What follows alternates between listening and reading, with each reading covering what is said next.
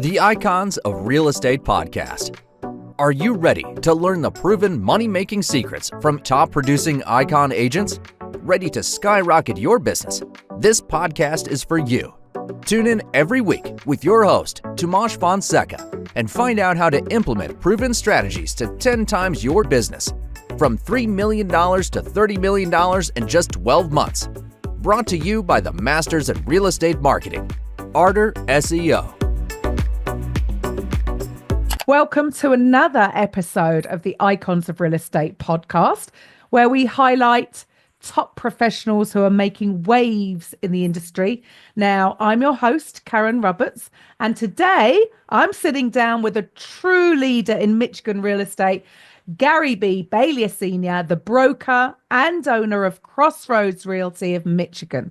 Since 2003, Gary has built a professional powerhouse, leading a team of dedicated agents who go above and beyond to make every buying and selling experience seamless. With deep connections to lenders, contractors, home inspectors, and appraisers, Gary ensures his clients have the support that they need from start to finish, whether you're buying your dream home or selling your current one. Gary's commitment to service and community makes him a true icon in the industry. So let's dive in and hear how he built such a trusted brand and what advice he has for aspiring agents looking to do the same. Welcome to the show, Gary. Hi, how you doing? So first of all, let's go to your backstory and what was the initial inspiration behind you going into real estate?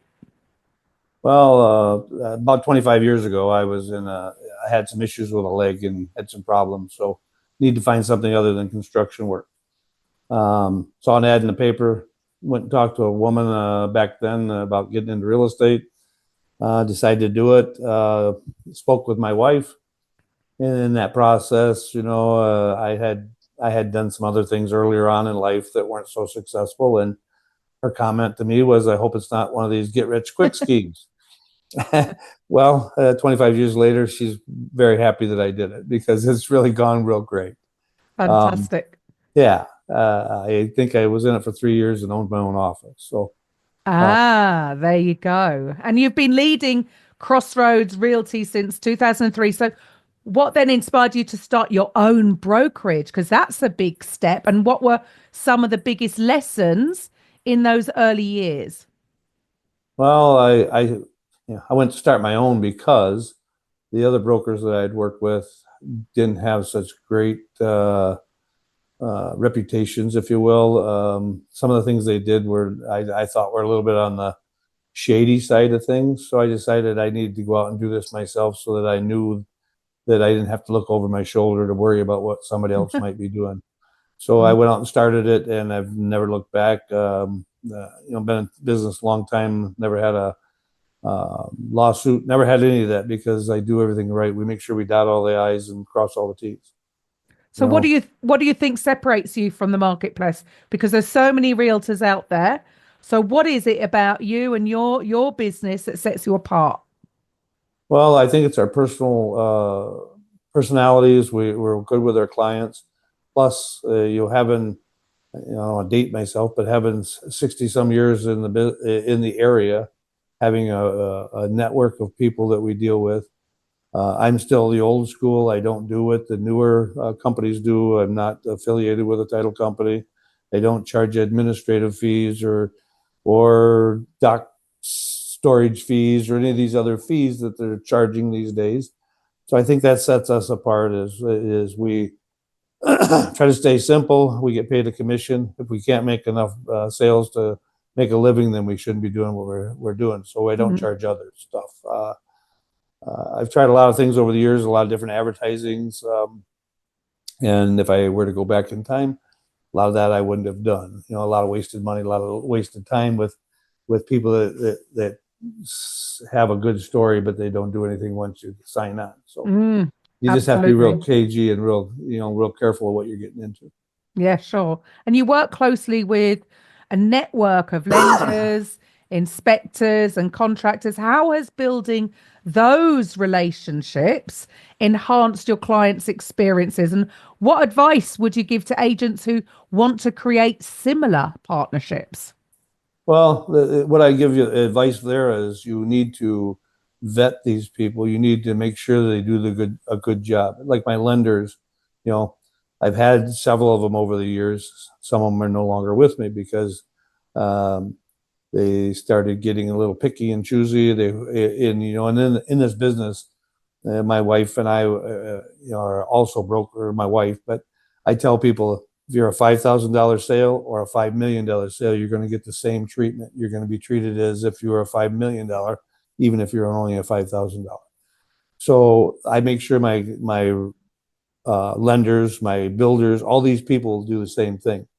They give them the best price they can up front. There's none of this bait and switch where, I tell you one thing, but later on I'm going to add things onto it, or they won't be on the list. And they know that. So that's what I would tell them, to make sure they vet them and make sure that they're paying attention, so that they're doing a good job for your clients and not just giving lip service and collecting the money. Awesome. So what do you think separates then a good agent from a great one in today's market? And how do you instill those values in your own team? Well, a good agent, there's good agents out there that, they do a few deals here and there. They're good people. They do okay. But a great agent knows their paperwork inside and out. They're not pushy. They don't worry about how much money they're going to make on the sale. They worry about the client that they're dealing with.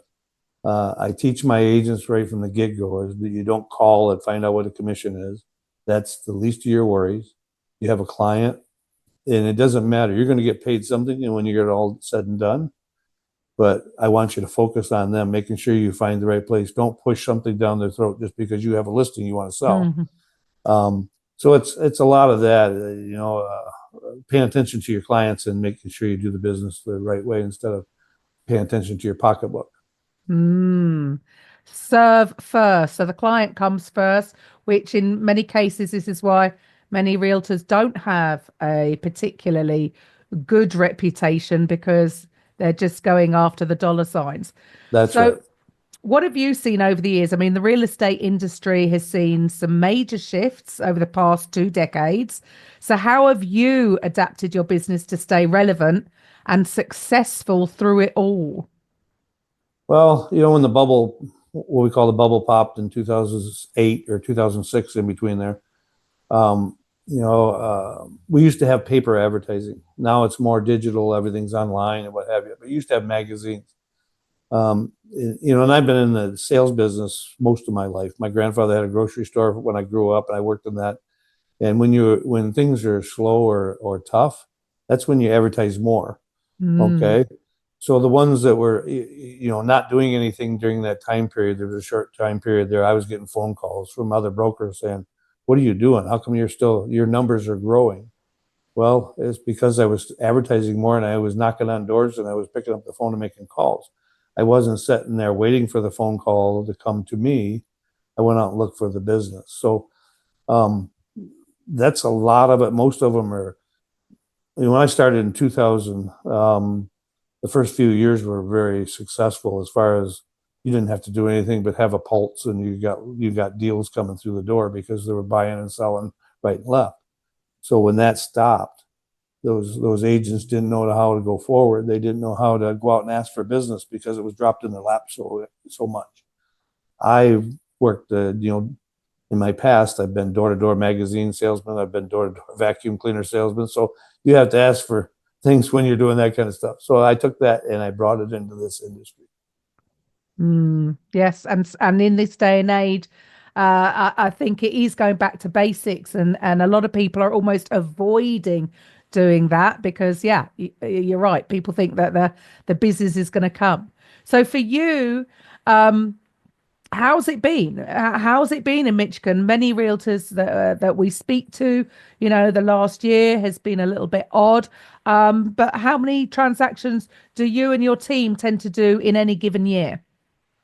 Well, last year alone, everybody else was saying the things were slow. My office was $5 million ahead of the year before.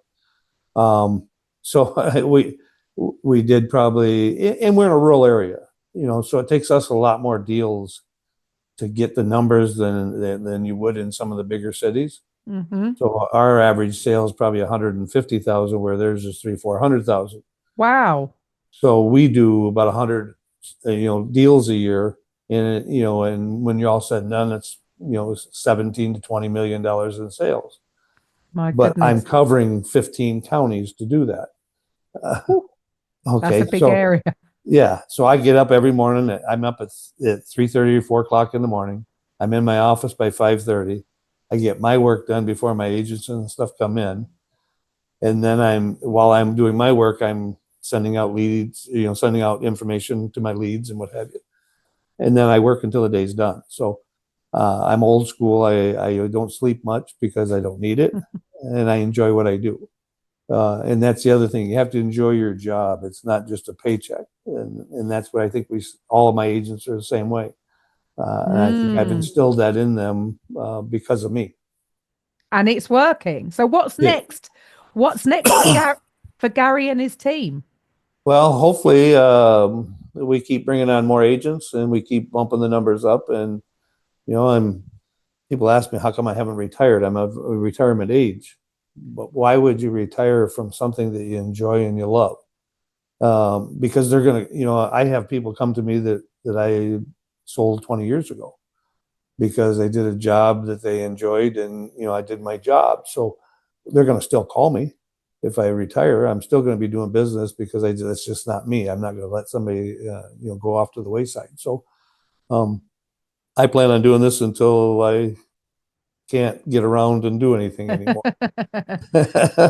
So you are looking to recruit other agents. So if there's any listeners out there, where do they find you? How would they reach out to you?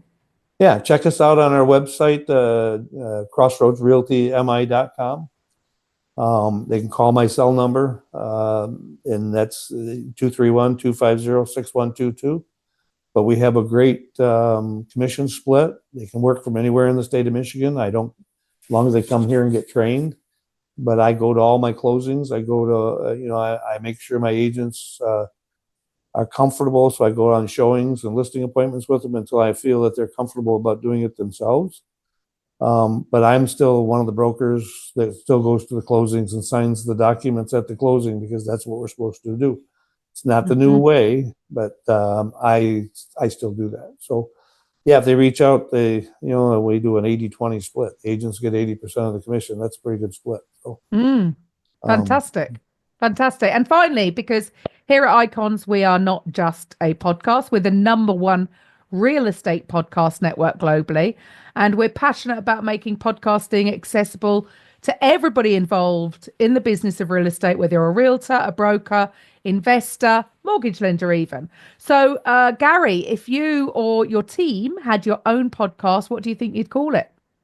Well, it'd have to be Crossroads Realty of Michigan podcast. Perfect. There you go. It does exactly what it says on the tin.